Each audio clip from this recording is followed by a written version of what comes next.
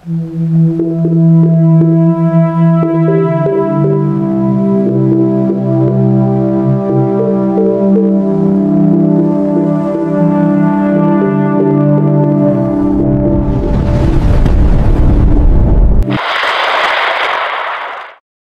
ang pinakabagong update na bagyong si Tino na kasalukuyang nananalasa sa Visayas. Huling namata ng sentro ng bagyo sa Tabogon, Northern Cebu, na may dalang mapaminsalang hangin na umaabot sa 150 km per hour at may pagbugso na umaabot sa 205 km per hour. Kumikilos ito pakanluran sa bilis na 30 km per hour at mabilis ang pagkilos patungong Palawan. Dahil sa pananalasa ng bagyo at pagbilis ng pagkilos nito, may nadagdag tayong mga wind signal. Signal number 4. Visayas, extreme southeastern portion ng Eastern Samar, western at southern portion ng Leyte, Mahaplag, Abuyog, City of Baybay, Inupacan, Ilocos, Indang, Bato, Matalok, Javier, MacArthur, La Paz, Mayorga, Burauen, Isabel, Merida, Alguera, Dulag, Ulita, Palumpon, southern Leyte, northern portion ng Cebu, Lapu-Lapu City, Cordova, Mandaue City, Cebu City, Balamban, Asturias, Danau City, Compostela, Iluan, Consolacion, Morbon, Carmen, Tuburan, Catmon, Sogod, Tabuelan, Tabogon, San Remigio, City of Bugo, Toledo City, City of Talisay, Mindanilla, kasama ang Camotes Islands, northeastern portion ng Bohol, northernmost portion ng Negros Oriental, northern portion ng Negros Occidental, San Carlos City, Salvador Benedicto, Calatrava, Toboso, City of Escalante, Sagay City, Cadiz City, Manapla, City of Victorias, Enrique B. Magalona, Silay City, City of Talisay, Bacolod City, Murcia, Bago City, Pulupandan, Valladolid, La Carlota City, San Enrique, Pontevedra, La Castellana, Guimaras, central at southern portions ng Iloilo, Barotac Viejo, San Rafael, Calinog, New Lucena, Masih, Oton, Pabia, Gueñas, Barotac Nuevo, Gimbal, Iloilo City, Tigbawan, Anilao, San Miguel, Leon, Mina, Santa Barbara, Leganes, Dingle, Saraga, Bingawan, Cabatuan, Alimujan, Dumangas, San Joaquin, San Enrique, Badiangan, Banate, City of Pasig, Pototan, Lambunaw, Tubungan, Igbaras, Haniway, Miagao, at southern portion ng Antique, Mindanao, Dinagat Islands, Siargao at Bucas Grande Islands.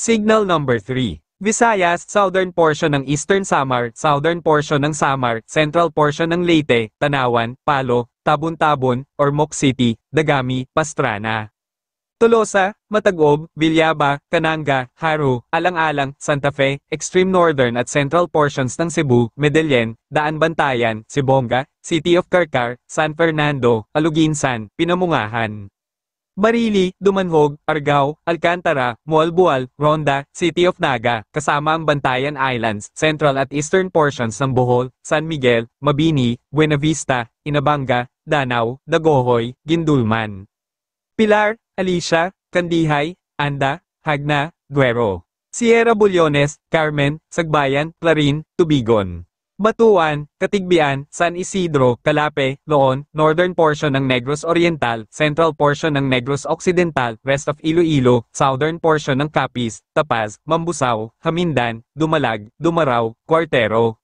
Dao, Panitan, Pontevedra, Sigma, President Rojas, Maayon, Pilar, at central portion ng Antique, Tobias Fournier, Aninii, Hamtik, San Jose, Sibalom, Belison, Patnomon, San Remigio, Valderrama, Bugasong, Tibiao, Lawaan, Barbaza, Mindanao, rest of Surigao del Norte. Signal number 2. Luzon, southern portion ng Masbate, southern portion ng Romblon, southern portion ng Oriental Mindoro, southern portion ng Occidental Mindoro, at northern portion ng Palawan kasama ang Cuyo Islands at Calamian Islands. Visayas, central portion ng Eastern Samar, Canavid, City of Borongan, Taft, Llorente, Maydolong, Balangkayan, Sulat, San Julian, General MacArthur, Hernani, central portion ng Samar, San Sebastian, Santa Rita, Villarreal, Zumaraga, Pinabacdao, Talalora, Yabong, City of Catbalogan, Motyong, Calbiga, Daram, Paranas, Basay, Hinabangan, Santo Niño, Almagro, Tarangnan, rest of Leyte, Biliran, rest of Bohol, rest of Cebu, central portion ng Negros Oriental, Tayasan, Manhuyod, City of Tanhay, Baay City, Mabinay, Bindoy, Ayungon, Himalalod, La Libertad, Sibulan, San Jose. Kamlan, Pamplona, City of Bayawan, Pasay, Valencia, Dumaguete City. Bacong, rest of Negros Occidental, Siquijor, rest of Capiz, Aklan, at rest of Antique kasama ang Kaluya Islands. Mindanao, northern portion ng Surigao del Sur, Carrascal, Cantilan, Madrid, Carmen, Lanuza, Cortez. Tago, San Miguel, Marihatag, Caguait, Bayabas, City of Tandag, northern portion ng Agusan del Sur, northern portion ng Agusan del Norte, at Camiguin. Signal number 1. Luzon, Albay, Sorsogon, rest of Masbate kasama ang Ticao at Curious Islands, southern portion ng Quezon, southern portion ng Marinduque, rest of Romblon, rest of Oriental Mindoro, rest of Occidental Mindoro, at central portion ng Palawan kasama ang Cagayancillo Islands. Visayas, Northern Samar, rest of Eastern Samar, rest of Samar, at rest of Negros Oriental. Mindanao, rest of Surigao del Sur, central portion ng Agusan del Sur, rest of Agusan del Norte, Misamis Oriental, northern portion ng Bukidnon, northern portion ng Misamis Occidental, at northern portion ng Zamboanga del Norte, Sibutad, Rizal, Dipolog City.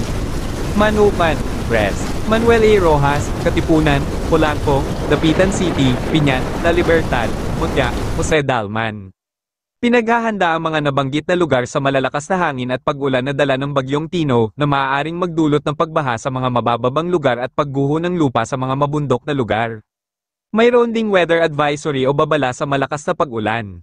Ngayon hanggang bukas ng gabi, Eastern Samar, Southern Leyte, Dinagat Islands, Cebu, Negros Occidental, Surigao del Norte, Aklan, Iloilo, Guimaras, at Capiz. 100 hanggang 200 milimetro, Northern Samar, Oriental Mindoro, Sorsogon, Biliran, Samar, Bohol. Camiguin, Antique, Siquijor, Negros Oriental, Romblon, Masbate, Misamis Oriental, at Agusan del Norte. 50 hanggang 100 milimetro, Surigao del Sur, Batangas, Catanduanes, Albay, Palawan, Marinduque. Occidental Mindoro, Maguindanao del Norte, Maguindanao del Sur, Sultan Kudarat, Misamis Occidental, Zamboanga del Norte, Lanao del Norte, Agusan del Sur, Bukidnon, Sarangani, at Lanao del Sur. Maging alerto sa malalakas na pag-ulan at iwasan pumunta sa malapit sa ilog dahil sa biglaang pagragasa ng tubig. Bukod sa bagyong minomonitor, mayroon ding low pressure area sa labas ng Philippine Area of Responsibility na matatagpuan sa layong 2,155 kilometro silangan ng northeastern Mindanao. May mataas na tsansa itong mabuo bilang ganap na bagyo sa mga susunod na oras. Base sa huling inilabas ng Pag-asa na Tropical Cyclone Threat Potential sa pagitan ng November 3 hanggang November 9, makikita ang dalawang tropical cyclone na nabuo. Mayroon tayong Bagyong Tino na tumawid at may kasunod itong papasok sa PAR at kumikilos pa hilagang kanluran.